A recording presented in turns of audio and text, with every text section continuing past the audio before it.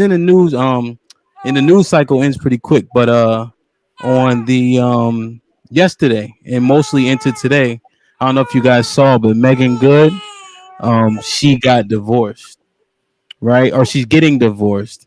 Her husband, damn, his name slips my mind. Devon Franklin. Um, Devon what's his name? Franklin. Yeah. Devon Franklin. So he's a minister, and they has self help books, and the weight I think is the book they came out with together because he wanted her to be celibate, and that's how they came together. She said that she saw him 9 months before they even started dating, and she said that she knew that he was gonna be her husband, right? So they had a lot of differences. He was a fake ass. He was a minister, right? Soft fat. So and then she smoked and drank. He he was against all of that. So they had a lot of differences, right? But they both said that God brought them together, right? And so they kind of like, I don't want to say forced it, but they went into it with that understanding, you know.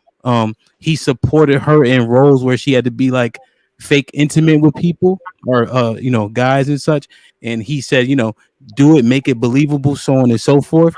Just shit that men ain't gonna say. I mean, you saw what happened when Lala did it. Carmelo got up out of there. That's not a thing. So, what do you think? Like, the phoniness, the fakeness, like, I don't know. Just give you guys thoughts on that situation. Tamora, we'll start with you. From what I remember, I think they were married for like 9 or 10 years. So they had a good run, right? So you spend 9 or 10 years with somebody, sometimes things just run its course. Some relationships aren't meant to be forever, including marriage. So Uh, Hold up um, now. Marriage isn't meant to be forever. some of them, some of them, depending on which Dang, stage, I ain't never heard that. Marriage. depending on depending on what stage and chapter they were in their life, you know what I mean? It could have been, and it seems like it worked for them for those 10 years. And I think a lot of times what people assume is like, oh, they got divorced, so something terrible must have happened, or it must have been because, she got naked on the new show Harlem. No, it could be that they no longer are compatible or they no longer fit each other the way that they did 10 years ago. And it's okay to move on, especially when you're young. She's 40, just turned what, 40, which means that she got married at 30. A lot happens in those 10 years between 30 and 40, or when 20 and 30. So I'm happy for her. And I think that,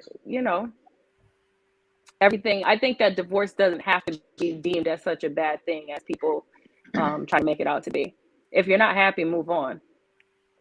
I think the issue with that though is the way they came about their whole marriage and relationship. It was like this is the golden standard, right?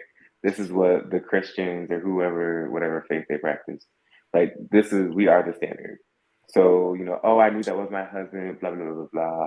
Oh, I want her to do all the things that we read in the good book, and then also everything was public. Everything up until this point was public, and now that he actually filed for divorce, which I think is interesting because you rarely see the man file for divorce. Um, that is itself indicative of something different. But they want privacy now. Now it's I want privacy. But everything up until this point was show and tell, show and tell.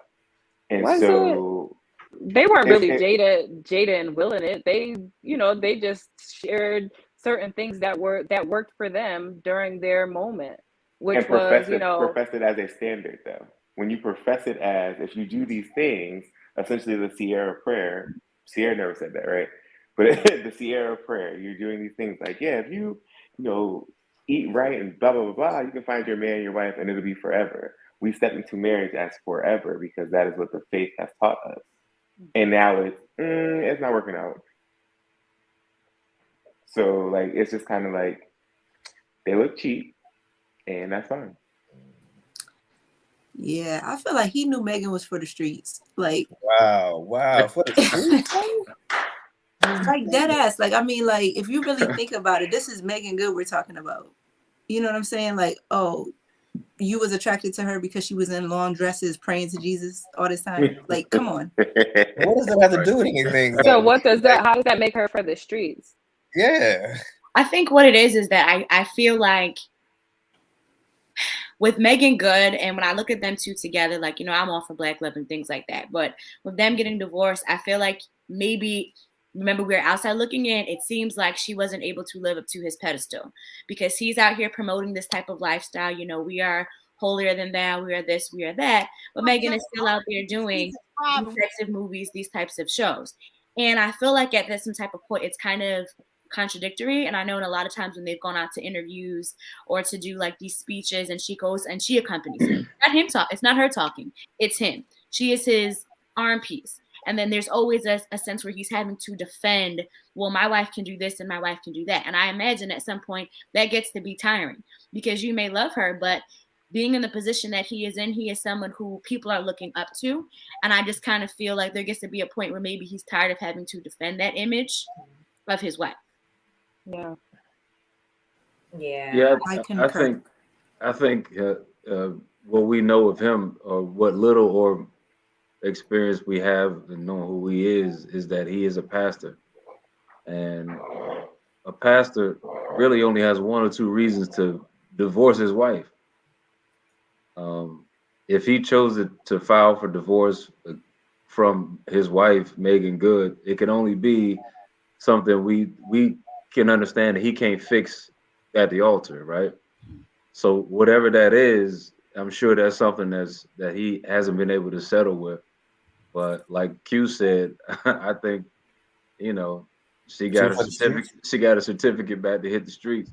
That also goes back to our point last Y'all wild. love enough. And clearly, I mean, I'm sure they love each other dearly and whatever it is, but love was not enough to keep them two married. This is a partnership. Right. This is a business deal, and you out here doing X, Y, and Z. You making me look crazy. So that goes back to our conversation that we had the last time: love in marriage, and is love overrated? But it's like, if you think about it, it's like it would be like the equivalent of a first lady or a bishop, a female bishop, marrying a guy like Mr. Marcus. Like, what do you expect to get? No. First off, not associate Megan Good with Mr. Marcus. Megan Good. No, but I'm just saying, like, we're talking about the full-on character of this particular individual. So yes, Devon, you're going to be defending her in mad interviews because we're talking about Megan Good. Megan was in Hollywood as a sex symbol from like 13. Yeah, so, a sex symbol and a porn star, that's the same thing. Like, because she's attractive. Okay, so that's an extreme example, but the point I'm trying to make is when you think of Mr. Marcus, he has a certain image, and so like it'd be like that woman thinking, "Oh, I'm not ever gonna have to deal with any issues with being married to him. This is just gonna be a good, godly union." No, Megan was for the streets. So in what capacity?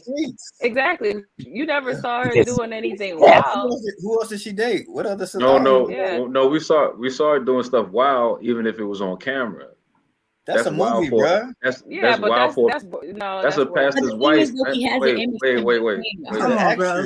He has an image to maintain. That's a pastor's wife. But hold on. The first thing we said is she for the streets. She's not even one of those people that's dated a lot of people. I don't think she's for the streets, but she has an image to maintain. The types of movie that she chooses to do, and I mean, you got to get your bag. But at the same time, you are the wife of this man who is pastor, whatever it is that he's calling himself. Certain things that you used to do, you cannot do anymore. Michelle Obama, I'm pretty sure she had to keep herself in certain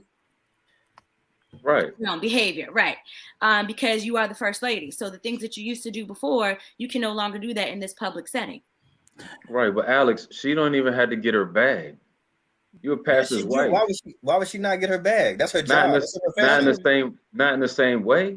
No, you don't have to take. You don't have to take. That's her profession, though. That's the image that she's established, and that's her livelihood. That's her independence. Right. You know, that's not her livelihood. That's not her livelihood. Wait. Time out. He defended her. That's not her livelihood. But he defended how she dressed, the movies. He defended how she was performing in these movies. So now if he's enabling it, now what? Yeah, I mean, what it boils down to is they were unequally yoked. I mean, you know, their value system was not set up on what a marriage should be built on. And I mean, but to be honest with you, 10 years is a long time and people change. And, you know, we don't know the real reason or the actual reason why they're getting a divorce. This is all assumptions, you know, but, you know, to say that she's for the streets, I think that that's highly inappropriate. I think, you know, as women, sometimes we're harder on each other, you know, than we should be. And, you know, she's always been clean. Megan Good, her persona is clean. You know, she does movies just like anyone else that does movies does movies. You play these characters. That does not mean that this is who you are in real life, you know. But she married a pastor. So she also has to recognize that her image in the entertainment world is going to impact her husband's image in the church. And so I think there may have been some conflict there, but I mean, hey, you know, we all grow, and maybe they realized that they were tired of having to defend their relationship and just the conflict within, and decided to just part ways. Another factor too is she's 41 years old and they've been married for 10 years with no children. Is that something that he wanted? And I think that was something that was discussed plenty of times. She may not want kids. She's a woman that is very well into her career. She's looking to produce. There's some people that is like, you know what? I decided this isn't what I want.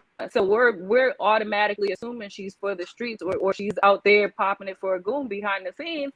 And she could it could be something simple as, I don't want to be here on the podcast with the kids crying. I don't want to do that. You know what I mean? It could have been something that simple. It was like, you know what? It's not for me. All right, this isn't for me. I'm a man that, you know what, I thought that I could do this without children, but I do want kids, and now it's not working. But nobody put that into a factor. You automatically assumed and immediately went to the fact that she must have been doing something nasty. What if he was out there in the congregation and nobody even brought that up, but you automatically go after her because she's attractive? I mean, so obviously